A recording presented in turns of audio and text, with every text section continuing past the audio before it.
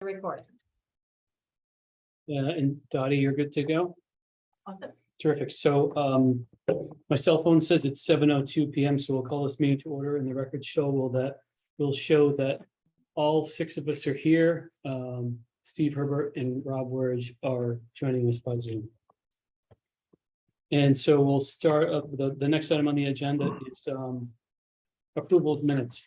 That's September 15th. So the September 15th Board of Finance meeting. Somebody want to make a motion to approve? I'll make the motion, we approve. So Dave has the motion. I'll second it. It sounds like Steve Herbert had the second. Any changes to those minutes? Any changes to those minutes? Hearing none, all in favor of accepting the minutes as presented, signify by saying aye. Aye. Anyone oppose? Anyone abstain? So that carries 6-0, and again, that's September 15th. I abstain. Oh, sorry, who's abstaining? Rob Werge. Yep. Okay, Aaron, I abstain from that vote. Yep. Rob Werge, please. okay, great. So clarification, that's 5 yes and 1 abstention. Rob Werge abstains. Okay. So we'll move on to correspondence. There was the year-over-year report from tax collector Reading Warren. There was email from First Select Woman's St. Ange regarding DPW roll-up containers. There was a waste quit price quote for DPW transfer station roll-up containers. October 17, request from EMS expenses reimbursement, Thompson Fire Engine Company. November 28, 2021. So that must be, that's a quote from last year. Mini split statement, $5,200 from B Thomas Plumbing to the Thompson Fire Engine. Any other correspondence that's come in that is not captured here? Any other correspondence that anybody else is aware of? All right. We'll move on to citizens' comments. Any citizen have a comment? Any citizen have a comment? Very quiet. There's not too many folks here. There's not too many people on the Zoom. Any citizens' comments? Citizens' comments? Okay, we'll move on. Selectmen's update. First, Selectman Amy St. Ange. Good evening. Welcome. So I have a few things to talk about. The sidewalk project is wrapping up, coming to completion. They will be back in the spring for a few items that they were not able to complete in this season. But excited that, you know, it's coming to an end. Paving will begin on the Route 12 project, which is part of the state DOT, on October 26th. And then things along Route 12 here will come to it'll be a little bit nicer again. Additionally, we have awarded, the Board of Selectmen has awarded some contracts of late. Freeman Companies was awarded the Main Street reconstruction project, and that's for the engineered design of the sidewalks and, you know, all of Main Street. So that was awarded. We hope to pursue a LOTSIP grant, a similar grant to the one that covered the sidewalks here from Route 200 to Rawson Ave.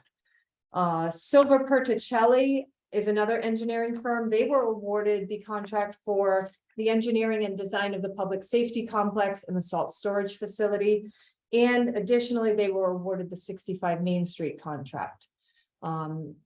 We did receive the $20,000 check from Joanne Iamartino that will cover the design and the architectural design for 65 Main Street.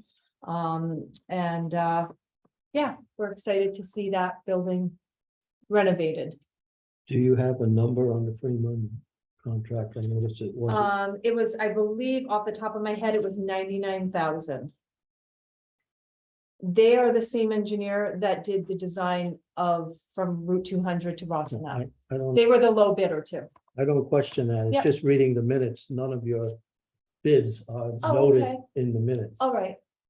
So we could You award it, but make a correction for that. you know, it's not only that one, but also there was 3 Silver companies. Perticelli was at 170,000. They weren't the lowest, they were the middle of the road, I believe. There was one lower, but they were missing a lot of items as far as their engineering work. that Silver Particelli Yeah, I had. don't have a problem with that. It's just, it is public knowledge once you open the bid. And It was listed when we opened it, just not. I didn't see it in your minute. Was the opening? When we first. The names yeah. of the companies were there, but I didn't see it. Okay. Okay.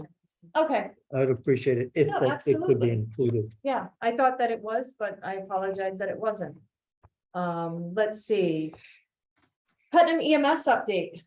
This is, to me, excellent news. They've been performing extraordinarily. They currently have 2 crews in Thompson and Putnam. We are they're full and their roster is good, but 2 more full-time EMTs would make it much more balanced, so there wasn't quite as much overtime amongst some of the EMTs. However, the September report for Thompson, there were 64 calls. The average time from the time that they were toned out to the time they arrived on scene was 7.6 minutes.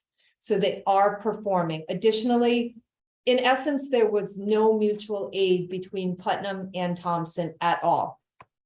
Putnam covered Thompson, Thompson covered Putnam exactly the way we intended and meant for it, or we anticipated it happening.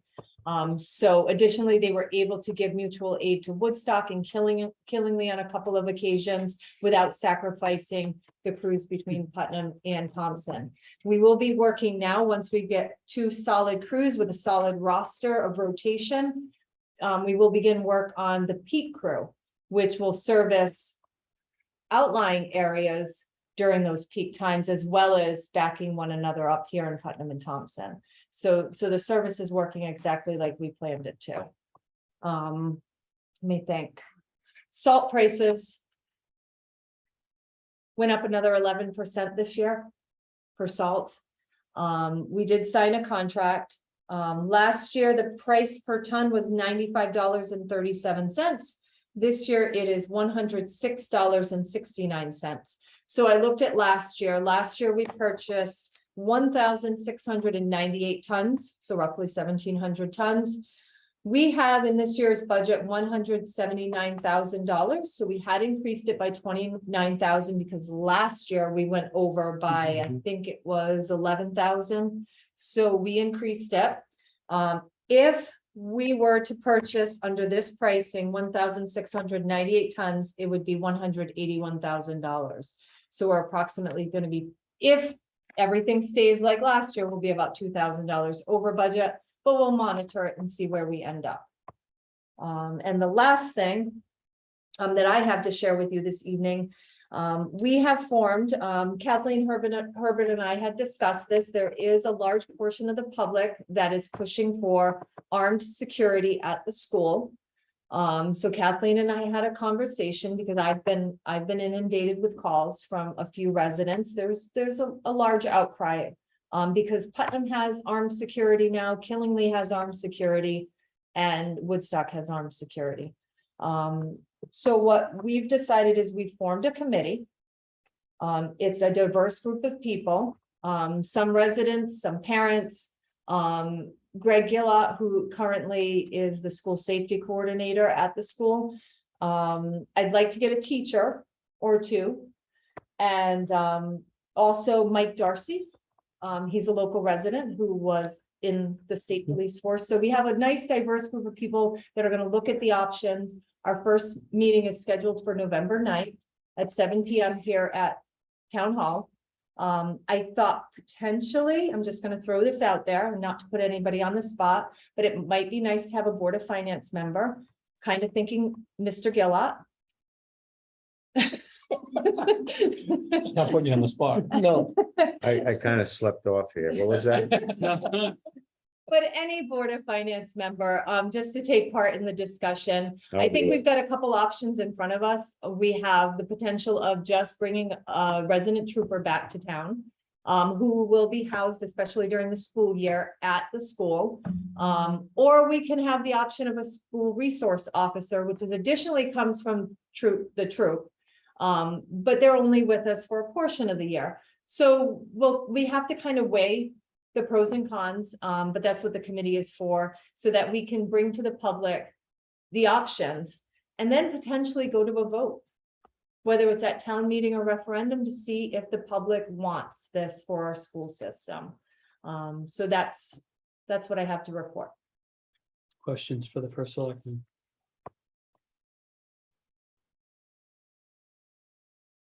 We haven't looked at anything as far as what it would cost to have a police officer here like we had The years troop- ago. the resident trooper will be anywhere from $150,000 to $200,000, depending on their level of service with the troop. You know, how long they're not, you know, That's they're one, years, that's they're one years. person. one person, Now, what about the other, the resource? officer? 125,000, I think it was. Our first meeting, we're going to be bringing in the lieutenant from Troop D as well as this, or one or the other, Sergeant Cody from Troop D. They've provided me a lot of information at this point, but they offered to come out and speak to everybody and give the options. Mhm. So, the troop covers, or the state of Connecticut covers their vehicle. We have to pay a portion of the benefits. That's rolled into that amount that I gave you. So that's inclusive of the 150 to 200? Yes. Yeah. So.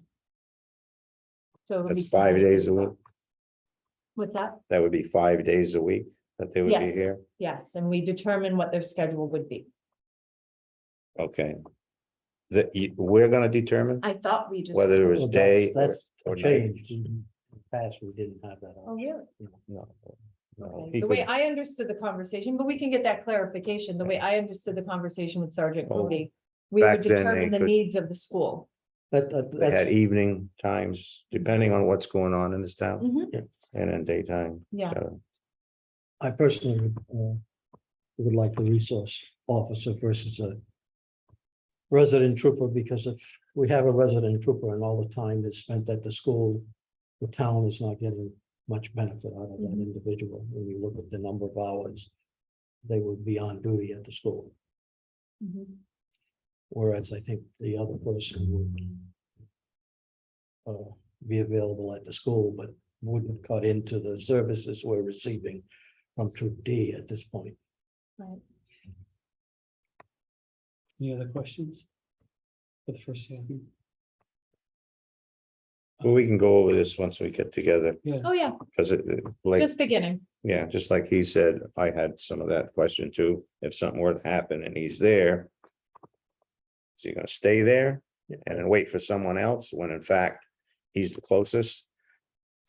Those are things that we Yeah. really have to look at. That's Yeah. why I prefer the other. I think from my point of view, looking at it, it's not so much having, it's just having that police officer in town, not necessarily chained to the school Right. during the entire time. It's just having that officer here, having the presence at the school, knowing that he's there, the public knowing that he's there, but he's not there necessarily chained to a desk. He really should be still serving. If we went the resident trooper route, he's still serving the public as well. Right. Well, So. But we'll see. so what happens, well, I guess we can get that when we meet, Mm, because I'd like to know what's gonna happen to those who are there. They're gonna stay in there. In that school, because they do, there's more than one person. at Oh, that the school. resource officer would Resources. be, I would think would be, Yeah, the school. I think, yeah, so At the the school. language being that our current security team is unarmed. Mhm. Right. We brought in an armed individuals. I mean, my perspective is that they need to be trained as a trained officer, and they have to have school resource officer training, because there's a whole level of training that goes into that. But I think that part of the conversation has been, and it's a town decision, if there was a resident trooper available on site, we would still maintain our 3 security officers unarmed. Mhm. Yeah, I don't, I'm just concerned about, and I think Larry is too. A resident trooper serving the community and also serving the town at the same, serving the school at the same time. Somebody can cause a disruption in a community and bingo, he's out in the community, it can be planned Oh, I see to what be in you're the saying. school, Mhm. for someone to get up there. Mhm. I think it's not a good idea. I mean, there's enough going on in this town, Larry knows and I know. That keeps a full-time person Yeah. on no, board. There's somebody covering this town 24 hours. Well, here in Putnam, I should say. Yeah, there, other towns have more than one. Like Colin has, I believe, 3 plus a sergeant. At least that, or maybe the You're sergeant's a talking third residents now. for residents, yeah. And that's, you know, how they do it. I'm sure that they must go to this, you know, the schools maybe during the day. But they're there for everybody.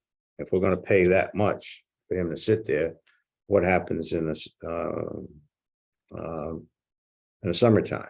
Is he gonna, Well, he You could follow be, me? if it is a Yes, sir. trooper, he can be Yeah. assigned to Troop D and be given duties well, if we're there. gonna pay him that much, he better be signed here. Right. Well, Right. I'm assuming we pay Yeah. him for 180 days here. The Period. resource officer Yes. is school year. The resident Oh, all trooper right. is year round. Yeah, okay, Doesn't have any ties to the school yeah. during the summer months necessarily. At all. Have you gone that far to ask if what you're saying we want here is being done elsewhere in the state where there's one guy just during school year and then he goes out? Do we It know didn't that? seem, it didn't seem like it would be any, that Sergeant Cody seemed to think that that was reasonable, but again, we can ask both Yeah, he and because the it's lieutenant. the first when time I they're hear that. Yeah, I haven't heard that before. Hmm. But I like the idea. It's really where their office would be located at various times. And the public safety complex that we're building, we had plans to have a office space for a resident trooper in the future. Mhm. So, Anything else? All right, thank you. We'll move on to school district update with Superintendent of Schools Melinda Smith. Welcome, Melinda. Hi, Hi. everyone. Well, I thank Amy and Kathleen too for addressing the concerns of the families. I think they've have a good idea about putting a committee together and then really discussing it and haggling out the whole idea of having armed officers at the school. There's been no definitive decision made by the Board of Ed, but having good committee research that I think is a great idea. So I thank you both for that. Well, we're into October, and so our October numbers have been reported to the state. You know that our state aid is based on a pull of enrollment numbers that they take on October 1st, and then they pull it again in March, and they do a average of those numbers, and that's how we get our state aid at one of the variables that they include. So right now, the October 1st numbers show that there are 396 students at Mary R. Fisher. That was an increase of 7 students over the previous month. There are 286 at Thompson Middle School. We did lose 2 students, they moved out of state. And we have 220 students at Turtle Rock Memorial High School. We added a student who came back from Ellis, and we're pretty excited to have that student back. And so that gives us a grand total of 902 students right now. Out of district numbers are at 26. And I just want to bring your attention to, out of those 26 students, 15 of those students who are Thompson students are in the Bradley Windham County program, which is on site in our schools. As you might know, we have a class that is run by Bradley at each level. At a significant cost avoidance and reducing tuition fees for out of district placements, and there's no transportation costs for those students because they come in on our regular transportation. So 15 of those students, and it's been a lot of work behind the scenes to work with families and students to bring them back into district and put them into the Bradley program. And we had some success last month. We did have one student who transitioned completely out of the Bradley program. back into our high school. So we're really proud of that because that's the goal, right? That we provide students with those wraparound services so that they can enter back into our gen ed programs. Tomorrow is Turtle Up Memorial High School Alumni Association's Career Day. We have almost 50 alumni coming back, and our Career Day is unique because it is completely sponsored by graduates of the high school. So they come back and they do 3-tier approach to teaching our students about their careers. They have a basic fair, like with tables and information that students can go to from alumni to alum. We have panel discussions in classrooms, and then they also do mock interviews for the students. So we're very excited about that, and we're very grateful to Rachel Johnston and all the members, including Jessica, of the Alumni Association, oh, and Bill too. I want to talk a little bit about our FY22 budget. We are currently overspent in that budget by $220,000. That is due to overages in special education. Bill has been working really hard with my business department, with the business department. It was a lot higher.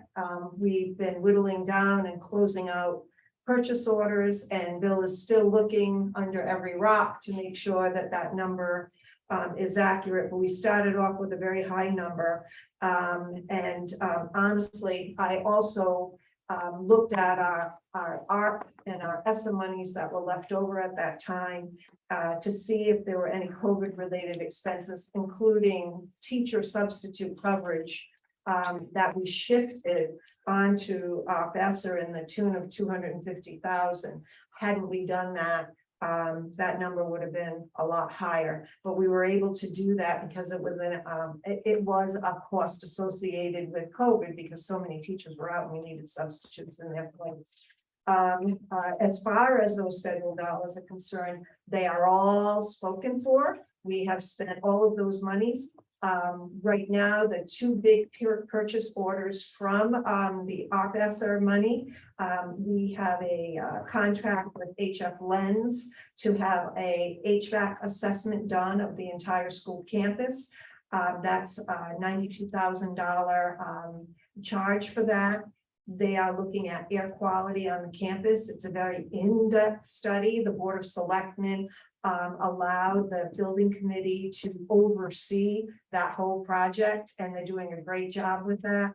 We're going to get a really in-depth report, and they will also give us phases, because obviously a project like that would need to be phased in.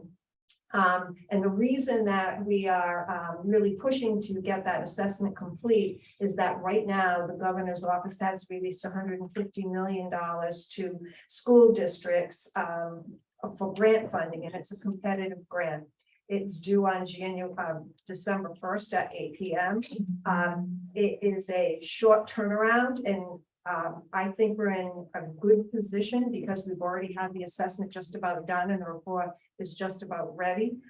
It's a reimbursable grant. So the town of Thompson would be reimbursed 68.2%. And that would be a discussion that the town will have to have once we have the final report as to whether or not, we're going to move forward with having some of those repairs done. But it is all about air quality.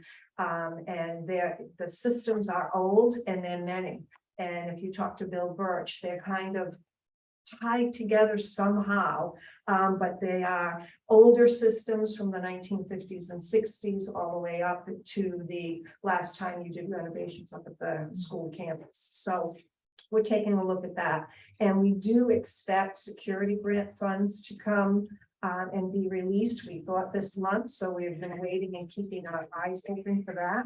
We had hoped initially that the boilers, which by the way were lifted onto the roof over the Columbus weekend, and they're being installed and the burners are being put in. We had hoped that we could use the cost of the boilers against that HVAC $150 million grant, but we were told that that is not allowable. That it has to be new work. It can't be something that's already been purchased. So we were a little disappointed in that because we thought it would be a way to kind of offset the spending for the roof, for the boilers. And then the roof project is complete. And Bill is in the Bill Birch and Bill Steglitz are in the process of now getting all that paperwork submitted to the state to get reimbursed. But we've had a lot of rain and it's holding, so we're all happy about that. There are no more buckets in the hallway. So thank you to the town of Thompson for taking care of that project. And then finally, our transitional students have been given a really nice opportunity and have been working with Tira Penn about opening up one of the 11th Village structures as a little shop. And so it is being opened as a little bookstore and they will be selling new books as well as used vinyl records. And we're going to open it up 3 dates in November. They did a kind of a launch at Community Day, but they call it Reading by the River. And it's one of those little structures that are part of the 11th Village project. And it gives students an opportunity to handle money. It'll only be open for 3 hours. They'll go down 1 time a week, but we'll be starting to promote that very shortly. And we're pretty excited about that. It's a nice, nice partnership with the town of Thompson and the school department. Questions for the superintendent? If I might, Go ahead, Steve. I'm not sure if it's a question for you, Melinda, or for Bill. Last time it was mentioned that there was going to be a sort of internal audit on the special ed expenses. I wondered if you could give a little detail. You want to explain your role? Sure.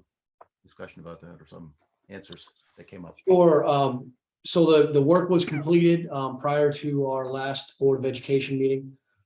We actually did a sample size of 90 expenses from special education spread evenly across the 3 accounts that were the primary drivers of the overage, which were tuition, transportation, and outplaced or contracted services was the third.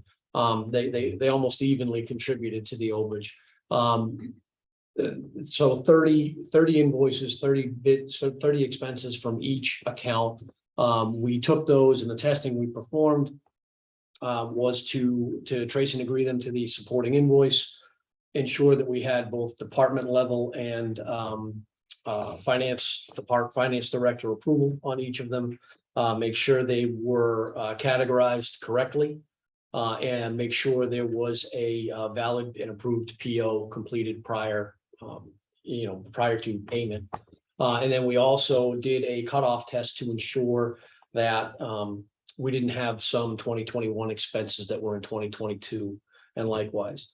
The results were, we found very, very minor misclassifications of one expense item that totaled, I think it was $720. It was actually the reimbursement for the pupil services director's cell phone that had landed in the wrong account. Doesn't have any effect on the total special education expenses. But the comfort I took from it was that our processes are working. Everything was fully approved. These procedures, once I had designed the testing procedures, I actually bounced them off of Chris King from King and Associates, our CPA firm. He liked how it was set up. And the other thing we've done is we've actually set those aside in the hopes that if they do some similar type of testing, because they were on board with how the test was designed and how the sample was selected, which was using a random number generator, and we don't need to discuss all that, but hopefully if they were to do similar testing, we might get some mileage out of that work as part of the audit. So in the end, Steve, to answer your question, all the expenses in pupil services appear to be properly approved and properly classified. Thank you very much. Yep. Any other questions for the superintendent?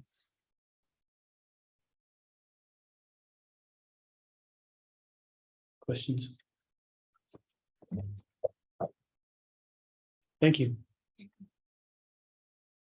Financial report with Finance Director William Steglitz. Sure. One more update on fiscal 22 revenues, as you guys have heard in the past, $400,000 ahead of budget for 22, which was terrific news. This week, since your materials were sent, we've conducted a full-on push across all departments in the town. Thank you to Amy for the support. I mean, she was out there beating the bushes with us too. And we've actually driven that $104,000 overage down to approximately $36,000. And that was primarily through scrutinizing open purchase orders and trying to tighten up the accounting there and trimming them back. So to go from 104 to 36 in the matter of 2 days, especially given the challenges over the year that the town has had, ambulance service and the like, it was a heck of an effort by the finance team and Amy, and frankly, also kudos to the department heads because everybody stepped up very willingly. Amy and I were at the trustee meeting at the library today, talking this over with their board. And they also stepped up and trimmed things back, essentially eliminating anything that didn't have an invoice in-house, or we do have a couple of situations where supply chain issues, a part was still on order, things like that. And we also didn't touch folks' POs for heating oil purchases, because there were a couple. And I think those are all very reasonable. So pretty satisfying effort to get that far. I wish the number was black and not red, but unfortunately we didn't quite get there. I've prepared a draft budget transfer sheet by department and in high level summary. Once you do all the budget transfers, because we're in a small deficit at this point, that ends up sitting in the fire line at about $36,000, because that's the single largest overage across all the departments. So that's 22. Fiscal 23. Tax collections remain ahead of last year's pace right now, $11 million or 56% of the budget. And on the really nice note, investment earnings continue to benefit. I think there was another $11,000 in investment earnings just this past month, which is greater than our budget in total for the year. So we're at 28,000 or 279% of budget already. An update on the finance department.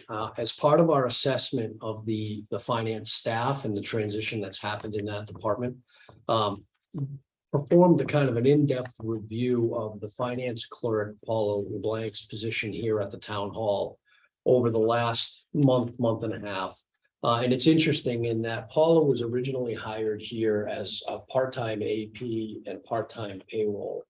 And in the ensuing 20 years, her role has grown tremendously. I mean, she handles so much across the finance department, but even outside the finance department, and she's become this kind of fountain of institutional knowledge for us also.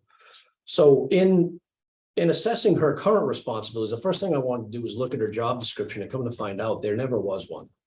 So the first thing we did, we actually got together with Michelle and HR and Amy and Paula, and we actually put together and documented what would be a current job responsibility, a job description for her.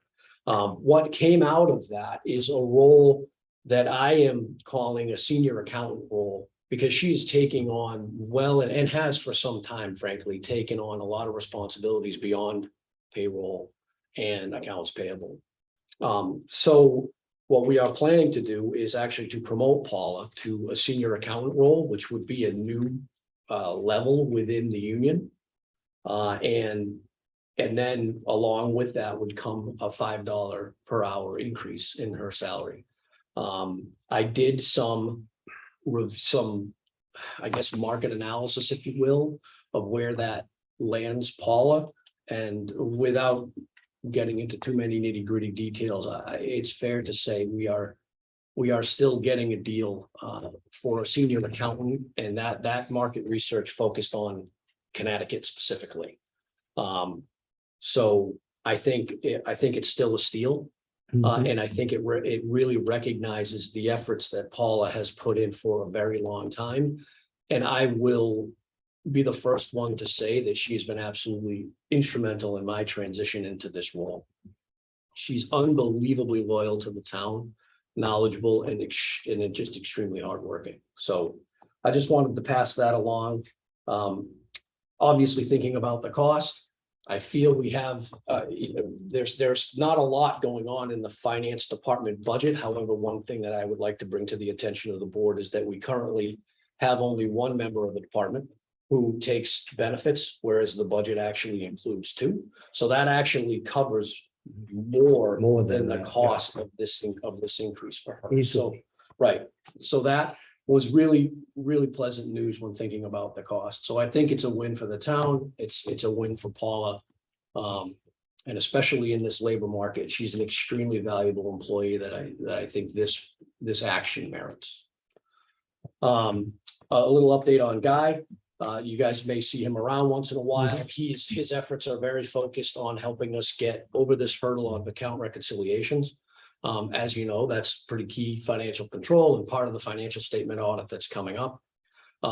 He's made a heck of a, matter of fact, I was on the phone with him today, pretty dedicated guy. He just had cataract surgery yesterday and he's at home working on our account reconciliations today. So he'll actually be on site tomorrow, but we've cut his hours back to focus on that one particular project. So he's working between about 8 to 10 hours a week, just focusing on that. The hope there is once we get caught up on account reconciliations, that transitions to will be a split between me and Paula in terms of getting them done. And then at that point, Guy will stop being here on a regular basis. Although I would say he's been great to work with and somebody I think we should keep in mind if we have hiccups in the future. School roof update. The final change order came in on the school roof project. And it put the project $30,000 over budget, which was the $2 million initial budget for the project. As Melinda mentioned, this is a reimbursable grant that comes in at 68.2%, I think was the percent for that one. And in order to submit for that reimbursement, we have to get the project closed out and paid. I withheld the last $30,000 payment because I wanted to bring it to the attention of the board before I made that payment. So we have paid right up to our budget at this point. So I essentially partially paid that last invoice. Yeah, that's a good question, Mr. Chair. Just to be clear, the budget was technically, the project was projected at higher, but Right. we had originally taken out that short-term bond of 2.5 million. Right. And then when it came time to re-up that bond and finalize it, Orla had taken out 2 million instead of the 2.5, because we thought that was gonna be a safe number, correct? Right. So we didn't actually go over the project cost, it was just, we went over what we thought we'd need in bonding. So, Go ahead. When you did that, Amy, was a contingency fund. I mean, when you have a project like that, you normally have a contingency fund that you can go to, and you don't budget it. My understanding was, and you may remember, Melinda, my understanding was that it came in at the time at 1.8 and change. So they were hopeful that 100 and I don't know the exact numbers. I wasn't here. What was But it? would cover it. What did the town approve? Funding. I think initially it was 2.5. So that's, And we came in well, I mean, it's a $2 million project. well, and we're the talking- reason I asked, Yeah. you know, you're within the Right, figure right. easily. Right, yeah, yeah. From what Bill Birch tells me, there was quite a bit of work done to drive that bid down when it was finalized. Correct. Well, that's typical. Yeah, right. Remember, Larry? Mhm. Yeah, you guys were probably all here for that, I'm Well, sure. we were on the $33 million project. I chaired it and Larry was on the committee. That's why I asked. Right, So I don't know how the remaining members feel about that, but it seems to me that the town has already approved sufficient funds for that particular project. The fact that they didn't borrow enough. How do we deal with that? That's basically what we're talking Right. about, Bill. exactly. I do. Especially since it's sort of the last hurdle to get that reimbursement in the door, which at 68% is That's why I asked the question. I think we're within the bonded, not within the bond, but within the bonded limit of the town approved. So. Do you feel you need a motion on that, Karen? So we need how much money in order to finish this off? 30,000. We need Right around $30,000. And so, our options are what? What are our options? Take it somewhere in the budget? From, surplus or borrow it, or those are the only two options? Yes, surplus, I think, would be This, I think, undesignated surplus is the option. Yeah. And looking at the revenues from last fiscal year, right. I would think that's a safe conclusion, although we'll be hitting it again before the end of this meeting. What's the timeline that is needed to get that $30,000? Well, the now? invoice is actually, I think I mentioned, I paid the first 60,000 of it.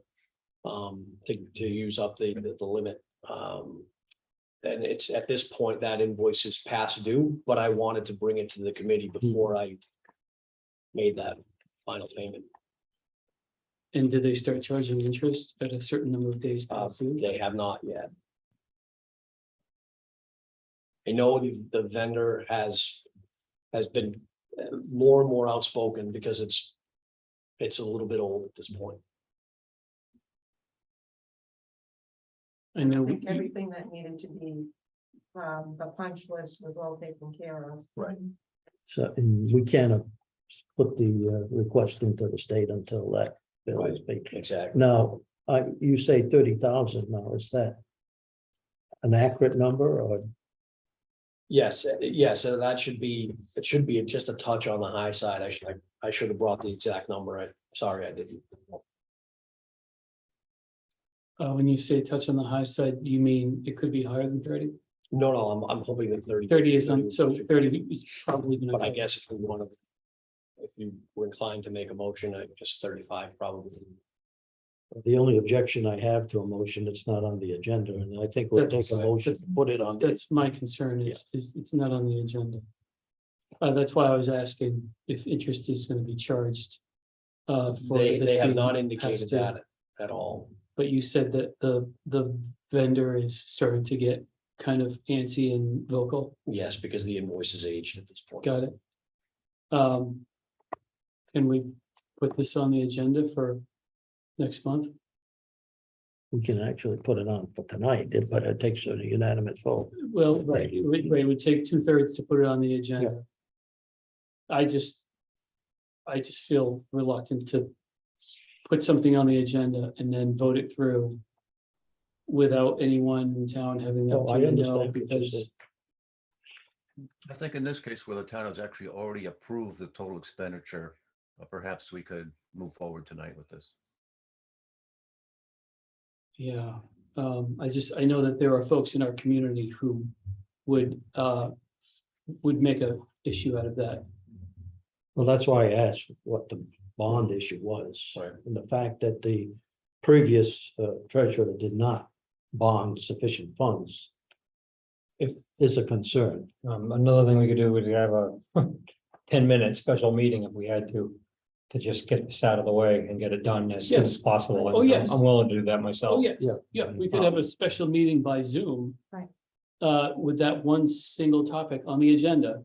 Because then you post the agenda, you put it on the website, and then everyone in the community has the opportunity to see that we are about to discuss and vote on an appropriation request of what, up to $35,000. I'll get the exact. So then everybody has the opportunity to see that. So then there's no, the Board of Finance voted by 2/3 majority to suddenly put this on the agenda and then vote on it and no one knew about it. That really makes me uncomfortable. But I understand the urgency of the matter. Then it doesn't go 30 days past due or whatever more. Agreed. And we all know. I agree. Yeah. I agree. And then you can call the vendor and say, look, we're gonna have a special meeting to discuss this. Right. And that might help that vendor to calm down a little. Got it. Now, does this need the approval of the Board of Selectmen before we act? I don't think so, because it was already appropriated. by the town. Right, would have gone to referendum, right? Right, it did. So Yeah. I think the town has the legal authority to do this. It's Yeah. just a question of us deciding where Where it's coming from. this last amount of money comes from. Okay. What is, are you considering a date next week? Karen? I could consider a date next week.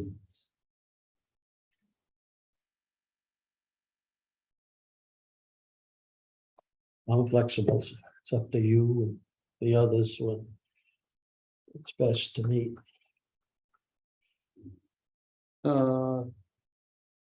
Thursday night could work for me. Monday night could work for me. Monday night, Thursday night both work for me. Monday's good for me, Aaron. Everyone else is good for Monday. It's just, now I wonder if we say Monday, do we have enough time for like a posting the agenda? As long as we get it posted by tomorrow. Okay, Technically, it's 48 hours if it's strictly Zoom. If you want, if it's early 48 enough, business hours or 48 hours? 48 hours. Okay. So we'd have time. Oh, then we definitely have time. But is it business days versus weekend? That's what I It wanted. could is it still 48 include business hours? Saturday, Okay, if anything, not Sunday. that's right. But then that means we're still okay. We'd be okay.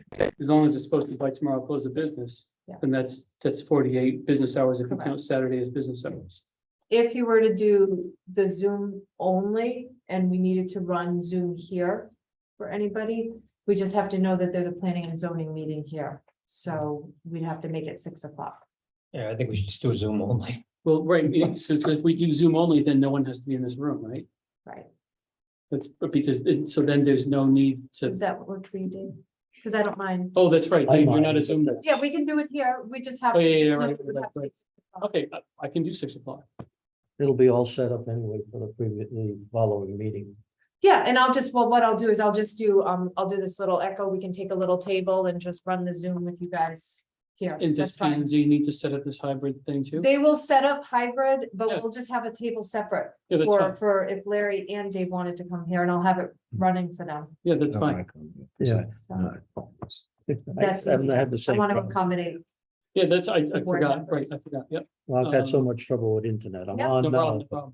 No, it's a, Completely it happened. There's a few I keep locations. my fingers crossed all the time. So then hybrid, and is everybody okay with Monday at 6 P.M.? That Or would be the I should 24th. say, if anyone is not okay with Monday at 6 P.M., please let that person speak. Board of Finance at 6. I'm in.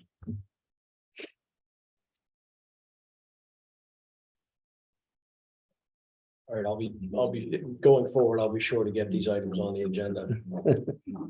Live and learn moment there. It's actually, it's just like we did at a previous meeting. We just like the numbers 24th. Right. in the agenda to show for the public, because when we.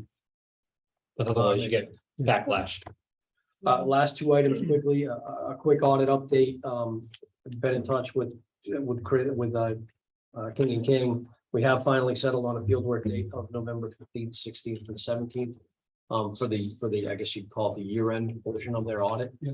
They're still working through putting together their planning request for us, but we should have that hopefully by the end of October. And we're racing to get them the trial balance. So there's a lot going on in the accounting world.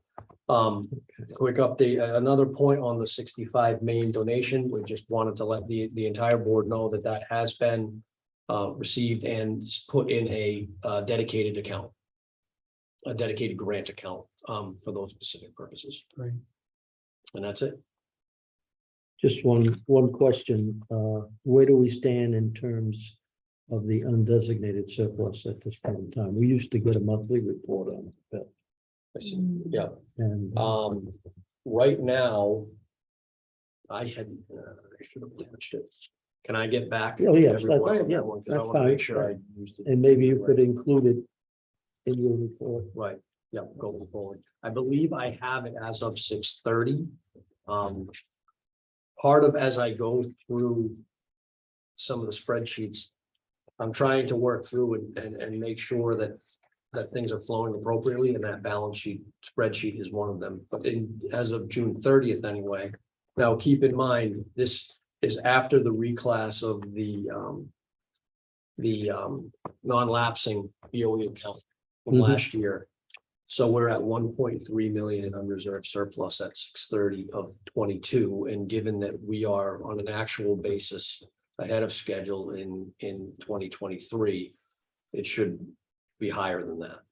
Okay, and when you do that, could you give us the percentage of the budget that's actually in under undesignated surplus? Sure. That's my question. At one time, we were running at 10%. I don't know where we are now. Yeah, probably less than that, but yeah, that's usually.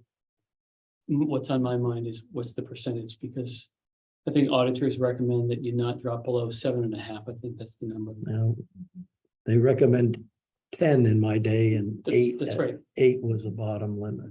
That's it. I remember it was either 7 or 7.5, as they say, don't cross that line. Right. Because then that will adversely impact your bond rating if you go out to bond. But of course, they say we recommend 10, 11, 12%. Of course, they say that.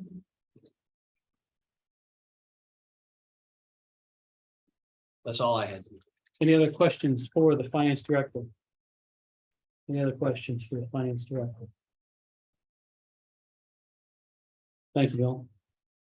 Turtle Up Fund update. Anyone want to speak on behalf of the Turtle Up Fund update? You were locked, right? I'd be happy to. Our most recent meeting was our first meeting with Weiss Hale Zahansky, the trust's new investment advisor. The discussion centered around developing the new investment model.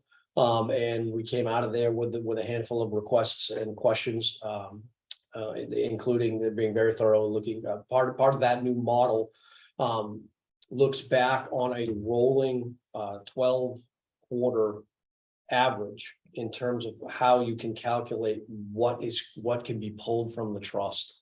Right now, that's a bit of a moot point because we're actually below the floor at the moment. Last we knew we were at $2,330,000, which is about $15,000 below the floor. So there's no money coming out of the Turtle Line Trust right now, barring an incredibly robust recovery in the equity markets. So that's really, I think, where we're at there. Rob, anything else you think we should add based on? I think that captures the last meeting pretty well. Yeah, Bill, that's terrific. The only thing I would add is that they, WHC is also committed to help us unlock the monies that are sitting and have been sitting for many years in Bank of America. That'll be a journey, but they're committed to get those monies liquid for us. And I think it's about 130,000. I don't know if you got the exact number. Bill. Yeah, it's a It's last. good that they're on that and they're gonna help support us. Yeah, Right. The last statement I had there was 138,000. And so if they're going to help you unlock those funds, then what is it about them that makes them less than adequately liquid at the moment? They're actually it's a completely separate trust. My understanding is that it originated from the original asset in that trust was a building in Minneapolis, I believe. Yeah. When that was sold, those funds flowed into this Bank of America account and has since been throwing off income to us twice a year. I think it's roughly $10,000 a year, but because it's been in a separate trust, we've never been able to get it in to the account that is now at Weiss Hale Zahansky. I see. The thinking would be when that does move, that the principal that's moved over would probably raise that floor that we've talked about Sure. by the amount that it moves over. Sure. But at least we would have management in one spot and it would be managed consistently with the new investment plan from Weiss Hale Zahansky. Got it. I think the other important piece is that we can invest it more aggressively than it's been invested. So it hasn't really done well from a return standpoint, and the fees are very high. So the net has not been very good over the years. Yep. We haven't had the ability to direct as a trust, the board of trustees. We haven't had the ability to direct where those funds would be invested. Wow. Gain across the board in multiple avenues. I can see the desire to get those funds out of that trust. Any questions? on the Turtle Fund update question?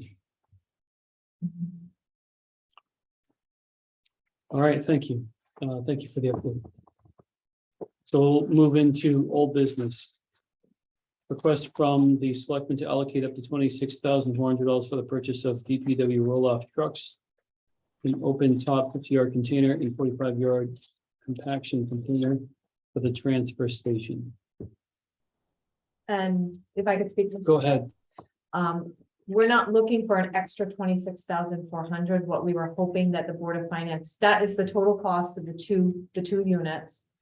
Based on the quotes that I sent over, we received quotes from 3 different vendors. The only vendors that service this area are landfill consultant Winston Averill compiled the quotes for us. Those were the lowest through Waste Prep, also the most reliable vendor and the best quality product according to Mr. Averill. But what we're really asking for from the Board of Finance is the auction items from the highway garage that were auctioned off last year totaled 23,320, I think, or 230. I might be flipping my numbers. So approximately 23,000 was the net result of the auction of the old equipment at the at the Public Works garage, and we would like to apply that towards this purchase.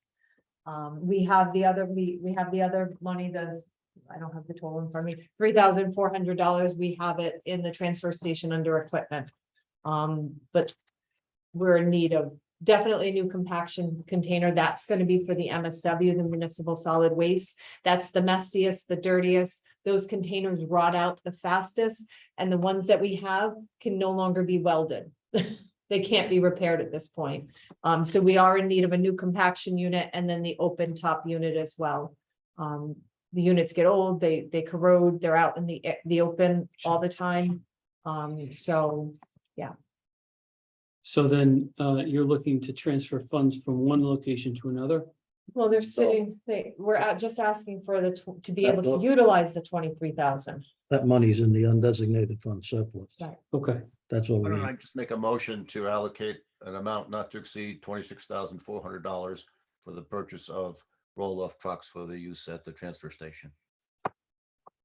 General fund, coming from where again, Steve? general fund. No, not the undesignated. Yeah, Surplus. you wanna say- General fund. Did she say she didn't want the full 26? Wait, She only hold- wanted 23? Wait, hold on.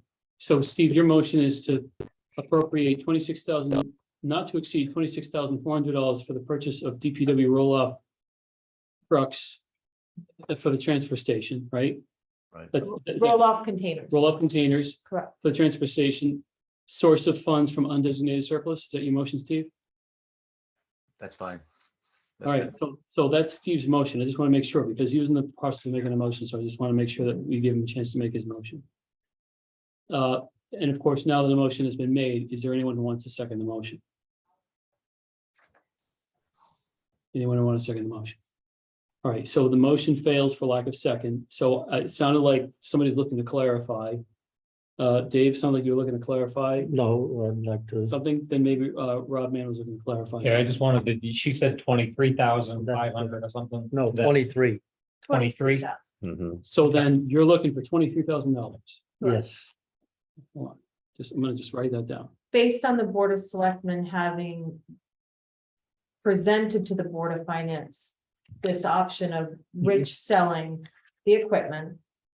That was our former Public Works Director, and with the idea that we would eventually reinvest it in the department in Okay. some manner. And so the proceeds from the sale of that equipment, Auction, or yeah. whatever It was auction, just junk. okay, the auction. proceeds from the sale of that auction were put into undesignated surplus? Correct. Got it. I believe they essentially offset expenses last year, which means they would flow to undesignated surplus. Got it.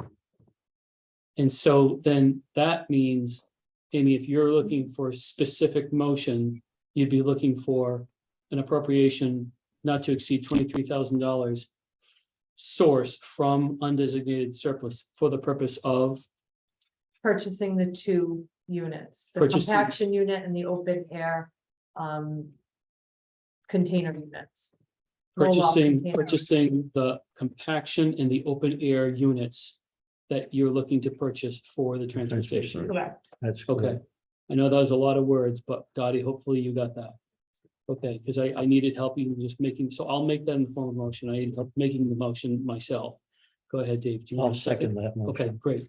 So a motion has been made and seconded to, Rob, I believe you just had his hand.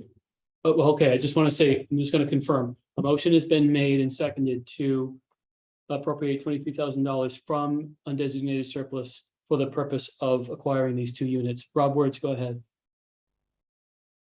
Nope, I was gonna second it, but Dave Oh, did for okay. me. All right, thank you. Form Sorry, bag. sorry I missed you. I'm looking this way and I know I've got two members up here on the screen. Okay, Rob Mann, did you have anything you wanted to say? No? Okay.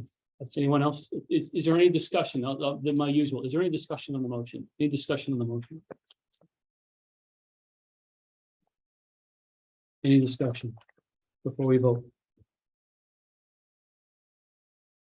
Okay, we'll go around the table. Rob Mann, how do you vote? Yes. Larry, Yes, Dave, Yes, Steve, Yes, Rob Words, yes, and I'll vote yes. This one carries 6-0. Thank you all. Transfer station, thank you. Josh will be really happy. Nice. We'll move on to old business B. Thompson Fire Engine Company request for reimbursement up to $6,000 for previous year facility expenses to accommodate EMS services. And then in parentheses from 9/1/21 through 8/30/22 at $500 per month. So that is a Thompson Fire Engine Company request for reimbursement up to $6,000. Up to $6,000. Go ahead, Dave. I'll just, the question I have is that what, I think this is two levels here. One, I believe, is for the previous year, Correct, which would be an appropriation of $6,000. Is correct. that correct? Well, probably less than that because it should go from September till actually June. For last year, September to June. September to June only. So We actually Fiscal year. appropriate, or the board, well, in the town approved $6,000 in the firefighter department, in the fire department budget. Unfortunately, finance, we hadn't issued a PO for the purchase, for the payments to start being made to Thompson Hill. So Chief Brower thought that he wasn't getting anything. So I've since sent a purchase order up to finance. And we should have, we'll be cutting a check next week. I believe it actually was in Oh, was it this in past cycle. week? Oh, okay. But that's for the current year you're talking. Yeah, For the that's current year, what so all we're FY23 looking at right now is, he's asked for Now, are we September. talking 9 months, Bill? What are we talking here? well, it's the 12 months ending, it happens to be ending August 31st. Accounting can decide which fiscal year it belongs in, but it's still the request is for $6,000 for the 12 months ending August 31st, 2022. Correct. okay, Paid July, we just paid July, August, and September and October. It's, just it's paid in 4 this months. year's budget, so In this we're year's looking budget. in the previous June year, 30. so it's from, what are the months? September of 2021 to June 30, 2022. So Right. September to June. so he references in his request, Chief Brower, he references, 9 months. yep, so Chief Brower references his 10. request through August 30th, but this request was dated before he received payment for Right. July 1 through today, or July 1 through what, September 30th? I don't know what through was, but obviously we know it started with July 1. So some of what he's asking here has already been paid Correct. because it was put into the FY23 budget. We were Correct. authorized to do it. That's correct. So, Sorry about the. oh, no problem. So he's asking for $6,000, but it's, we carefully word these things up to, so we don't have to go to that. We can go up to, we can do, basically cut it wherever we want to. We can just do from, September 1st, 21 through June 30, 22. Which is. So that would be the 10 months ending June 30, 2022. that's correct. That's correct. It'd be $5,000. Right. Not 6,000. That would cover the period prior to the beginning of this fiscal year. It'd be all of September and all of June, so it'd be 2 months missing, July and August. I think he's looking for 10 months. and it'll be $5,000. Here's the mark. 10 months, Yeah. No, because he's asking July, oh, yeah, you're right. Okay. it's all of June. My So we're finger talking went up. 5,000? 5,000, yep. 10 months. 5,000. So then what I'll do is I'll make a motion that we appropriate $5,000.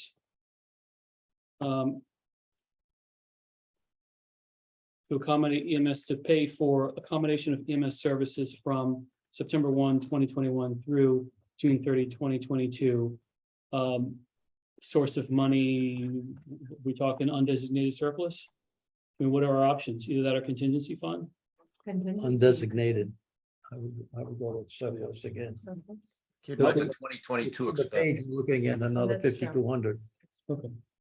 So then I'll make a motion to appropriate $5,000 to the Thompson Fire Engine Company from undesignated surplus to accommodate EMS services from 9/1/2021 through June to 6/30/2022. That's my motion. Does anybody want to second that? I will say. I'll Oh, I'll sorry. second that. I'm gonna give it to Rob this time. Aaron, can I just clarify? I don't know if it's necessarily for EMS services. They weren't providing the services, they were providing the Right. Space for the- housing for the ambulance and EMS crew. Got it. They were Facilities. providing housing for the ambulance and the EMS crew. I So think it's then- more accurate. Right, so, I mean, No, we're the not motion paying- was We're paying for building.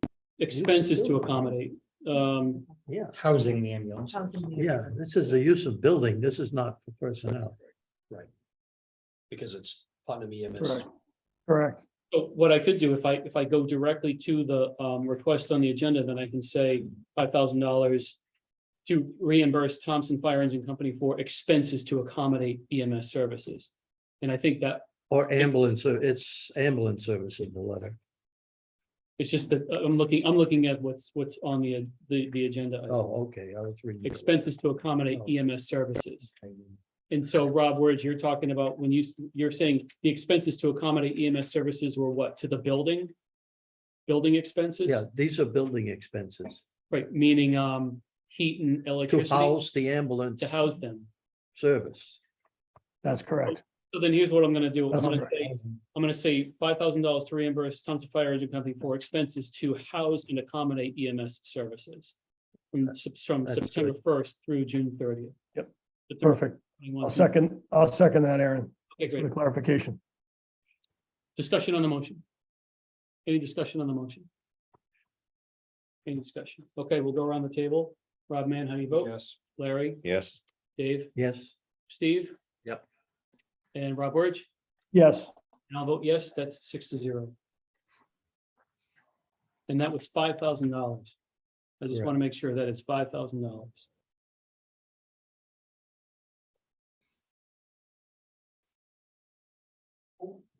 All right, old business C, request that a $500 per month reimbursement be in place going forward for each month the ambulance is housed at Thompson Fire Engine Company, in parentheses FY 22 to 23, 10 months at, I know that's a typo, 5,000. It should be 500, but the important number here is for up to $5,000. I think that's what's got us covered on this agenda item. Is the request is for up to $5,000. that's The budgeted. second one was budgeted. Aaron, Go ahead, Rob Wirch, go ahead. nope, same thing. I was just gonna comment that I believe that's already budgeted. It is, Okay. Yes, that's what I was. So then to clarify, this request is for money that was already budgeted and is going to go to them anyways. Mhm, Okay, so that means we can choose not to take action on this that's request. correct. Okay, so then we go to old business D, request from the Thompson Fire Engine Company for reimbursement of up to $5,200 for the installation of a heating cooling mini split unit to accommodate EMS staff. Is that reading of that agenda item consistent with everybody's understanding? Yeah. Okay, go ahead, Dave. I make the motion to Okay, so, appropriate $5,200 to the Thompson Fire Engine Company to reimburse them for expenses for the heating and the mini split system for meeting room quarters for the ambulance staff. from what fund? undesignated surplus. So there's a motion on the floor to appropriate $5,200 to the Thompson Fire Engine Company for reimbursement for the installation of heating and cooling mini split unit to accommodate EMS staff funds coming from undesignated surplus. That's the motion. Is there a second? I'll second. Okay, so Larry's got the second. And everybody just heard me recite in painful detail what the motion was, so I won't bother to go ahead and recite it yet again. You all know what the motion is. Mhm. Any discussion on the motion? I have a comment and a question, Aaron. Go ahead. The comment is that this is a piece of capital equipment that would go into the firehouse. And when we leave when we leave and move the ambulance to our new home, that asset would stay with the fire department.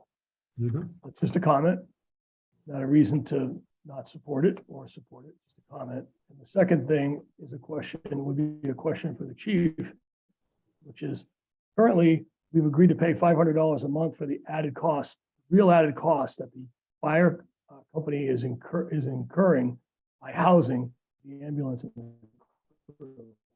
That's $500 a month, and my understanding is that they're heating virtually the whole firehouse. If we spend this $5,200 for this mini split, we're gonna heat just the area where the crew is residing, not the whole firehouse. If that's true, with the added costs to house the people and the ambulance be reduced based on this kind of capital expenditure? Meaning, is there a benefit putting this capital into the building, not burning oil, putting a mini split in, to just heat the area that they're using? Comment? Go ahead, Dave. This has already been installed and paid for by Thompson Fire Engine Company. It's not something that we're approving tonight that will be installed. Can we check that, Dave? Because when I I'm read reading it, it the sounded letter. like, I'm reading from the letter, Rob. Thompson Fire Engine Company contracted B. Thomas Plumbing for the system, and it was installed and paid for by TFE Company in November of 2021. May I speak, No. Mr. Chair? Go ahead. If we recall, Chief Grauer was on the last Board of Finance meeting, and he had described that this meeting room is where the EMT staff bunk sometimes during the day while they're waiting for calls. In the past, they never had to heat that room, or they heated it to a very minimum. But they also had to provide some type of air conditioning because it gets very warm in the summer, but that was something they never had to do before. So they felt compelled to get the unit because it was more efficient than burning oil. And again, that's just what I remember from Chief Grauer, but just to add that, since he's not here to discuss it. do we know will we confirm that the equipment has been installed, Amy? Oh, it's definitely been installed and paid I read that back from the in letter August, from I the think fire it was. chief. It was Matt either Bell. July or August. I've actually seen it. So Okay. All right, so I just want to make a comment also. So all I ask is that in the future, when these kind of, I'm gonna call it an upgrade, a change, a decision. Because we're now reimbursing a fire department for an HVAC unit that they installed previously. I think in the future, if they want us to reimburse something, that they should be approaching the Board of Selectmen with a request before it gets installed. So a decision can be made whether the town wants to take this expense on. I think it was one of those, I agree with you, Rob. I think that's a good point. I think they were rushed to do it. And then I think members of the board of Thompson Hill started saying, hey, this isn't right. We wouldn't have had to do this. No, I understand. I just Yeah. know that No, I agree. there can be other things that come up in the future, like I mentioned at a previous meeting. You know, this septic system could fail next week. Right. And then they're gonna say, hey, it's because the ambulance was there, and are we gonna take on that expense? We have to look at those Sure. things, No, absolutely. Just trying to You look have a at- Good point. forward. Valid Good point, point. valid point. Absolutely. And it's not passing judgment on the work that the Thompson Fire Engine Company does. It's not, it's Mhm. being discussed. It's just No. a matter of, Practice and it's just a matter, procedure. right, it's a matter of when a decision is made to move forward with an expenditure. And who has been invited to be part of that conversation. Right, procedure, right. This is it's a procedural point. And I completely understand where you're coming from. It's a procedural point. Any other discussion on this motion? Aaron, my only other comment is I think, the Thompson Hill has done a terrific job supporting the town, no questions asked. Without them, we would have been in more trouble and in more difficult position because if you recall, we couldn't put any vehicles in the community fire station building.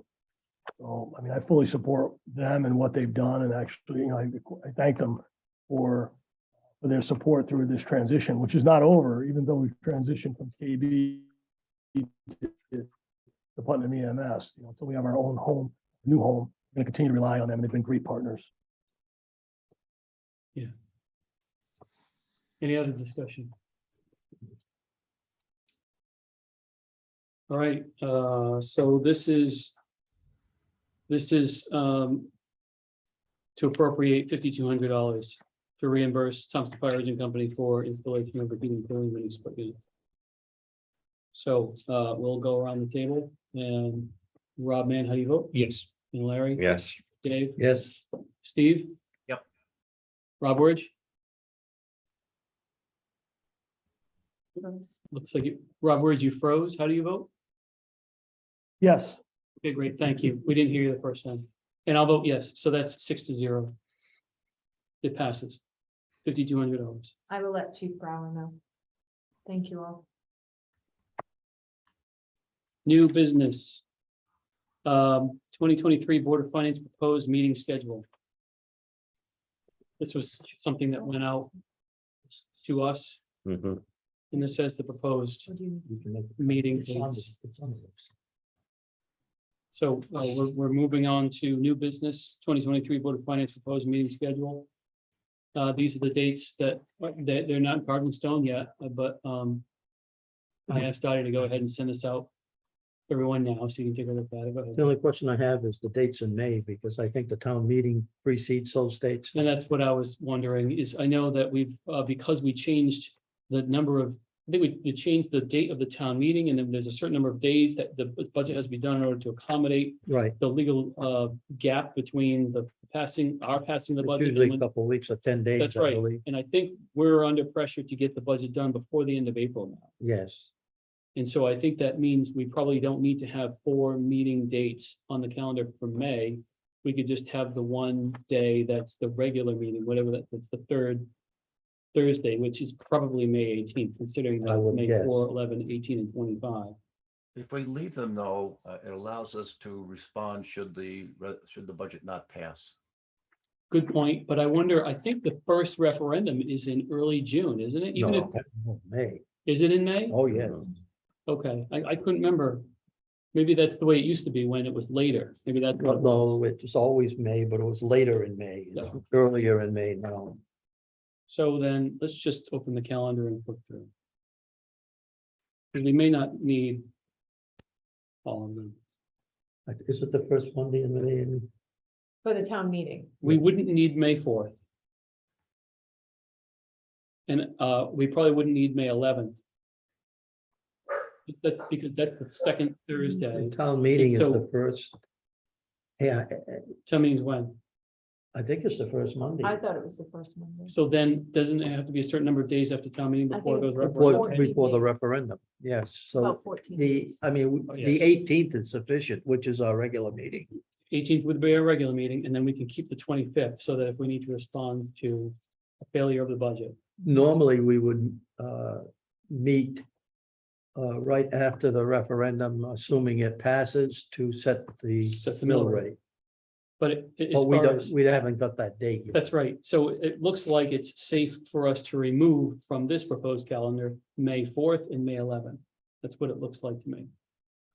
Anyone else? Do they feel like? I that's- agree. Okay. The other comment I would make is just the sort of the top of the schedules. It's listed here. It says Thursdays, but actually 10 of the days are not Thursdays. They're the other days in March, April, and I'm sorry, they are Thursday. I take that back. I was thinking that they're not, but they're I was thinking they're not the third Thursdays of the month. I guess what I'm trying to say. So maybe we For can- example, April 6th is not the third Thursday.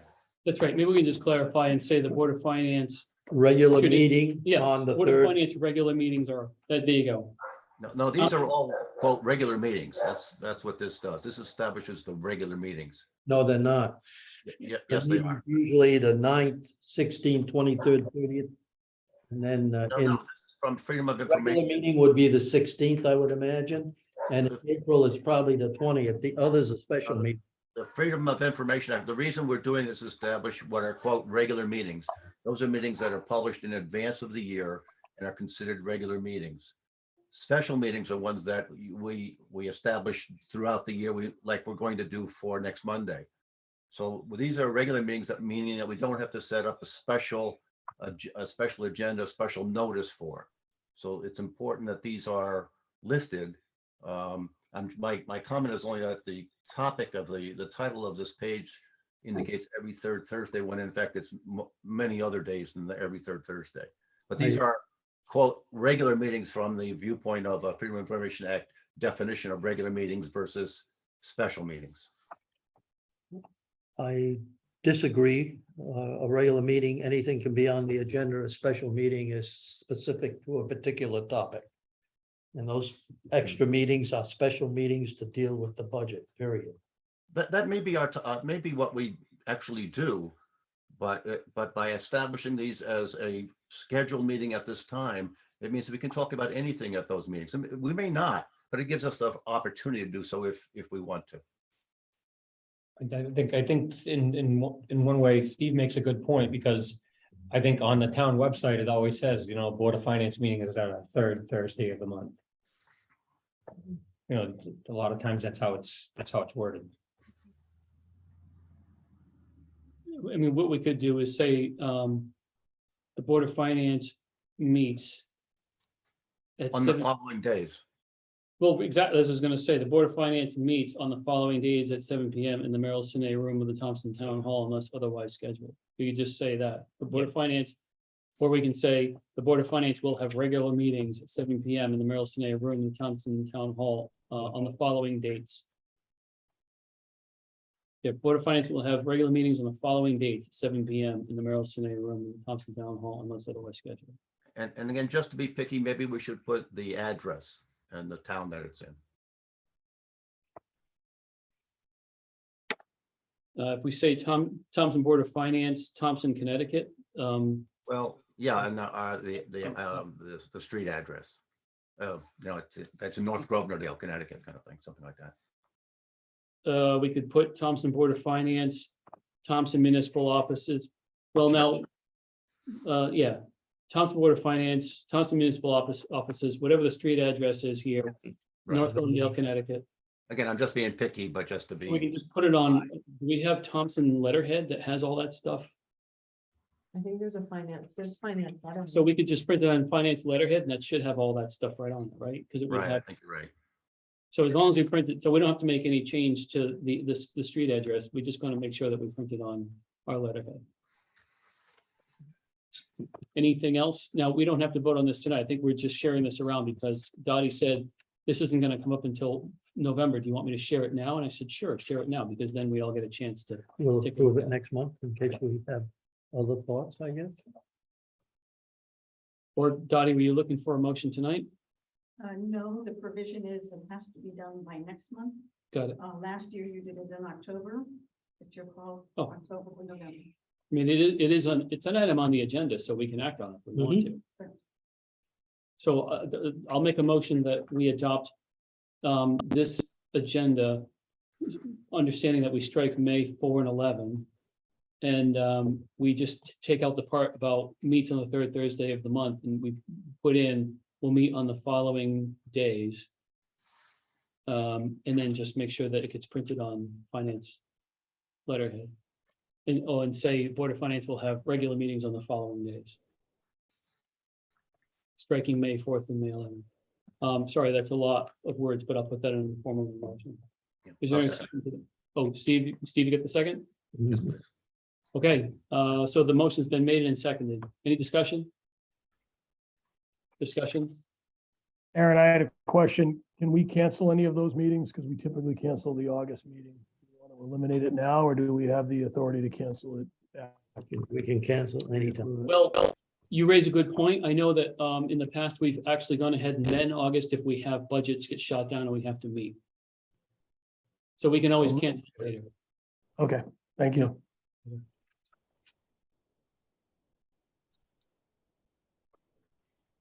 Any other discussion? All right, we'll just go around the table. Rodman, how do you vote? Yes.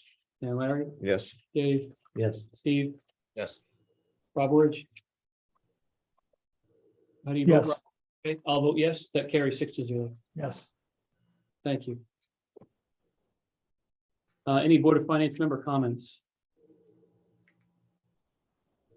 Board of Finance member comments. Mr. Chair, Go ahead. as sort of a member, not really, not a You're- voting You're a member. member of the There family. were several things as I sat here that I realized that I hadn't shared. I can't remember, I feel like it was post the last meeting, but everybody knows that we did receive $496,000 in a steep grant for the library roof.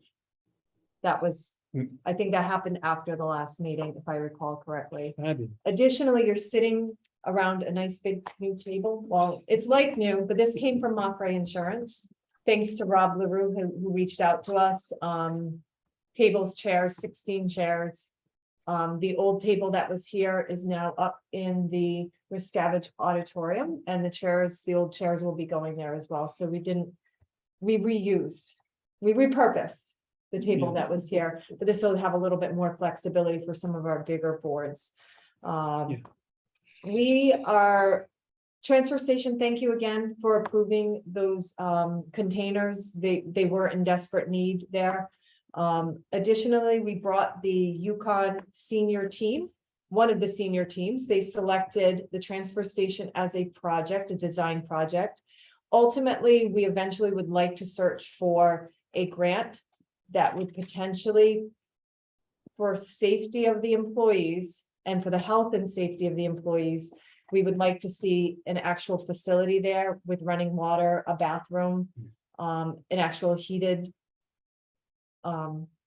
building, so the guys can get out of the elements during lunch breaks, etc. Obviously, the conditions for our employees there, it's pretty poor. We want to make sure that we're up to OSHA standards. So that's the ultimate goal, but right now, the senior design team from Yukon is looking at the property and they're going to make some recommendations. Additionally, the senior design team picked a second project in Thompson, and that's going to be the old Belding Porticelli site. They're looking at it to decide or to give us some ideas on what type of retail space could potentially go there. So once we get some ideas from this design team as to what will actually fit on that property, because we know there's a lot of acreage there. I think there's 22 acres, but only about 7 are actually viable. So they're going to look at that property, come up with some ideas so that we can market that property as, hey, this is what will fit here. Sometimes people can't see what can work on a property, especially a property like that, but we definitely want to see that have some type of development in the not too distant future. The last two things I want to share is we did almost lose our assessor. It was interesting because on Wednesday he had come to me to say that he was leaving. I was gonna keep it quiet on Wednesday because Maggie, his assistant, was going for the CCMA test, one of 4 tests that she's gonna have to take to be a certified assessor. And long story short, when the news broke that he might be leaving to Putnam, the staff here, there was a huge outcry. Nobody wanted to see him go. Additionally, the public, many members of the public went to see him. I pleaded with him to leave, not to leave. He's been a great asset for this town. And we know what it's like when you're without an assessor or you have a part-time assessor. It just doesn't work. Currently in the state of Connecticut, there are 29 towns that are without an assessor. It's a high demand position. So Paul was leaving, and I want to make the board aware, Paul was leaving to go to Putnam for $85,000. That was only $1,440 more. It was never about the money for him. But I did match the 85,000, so I bumped up his salary by 1,440. I do have money in the budget to cover it at this point, but it's important that you know that I did that, I took that action, but it's so worth it. I'm so glad that he decided to stay. He feels that Thompson is his home. He likes doing the work of an assessor. He likes being out there in the field. And in the end, he and his wife, his new wife, he just got married a couple weeks ago, discussed it, and she said, Paul, you've never been as happy as you have been being in Thompson. So he did ultimately decide to stay, so I'm glad about that. And the last thing I want to share is we are, obviously, as you all know, we promoted Joe Tasek from mechanic position to Public Works Director. He's kind of been doing both roles, still being mechanic, but officially on October 31st, he takes over as Public Works Director. We are going to be without a mechanic. And the hope of finding one, it's going to be really tough. Mechanics on average make $35 to $60 an hour. And our current contract with the union is $27 per hour.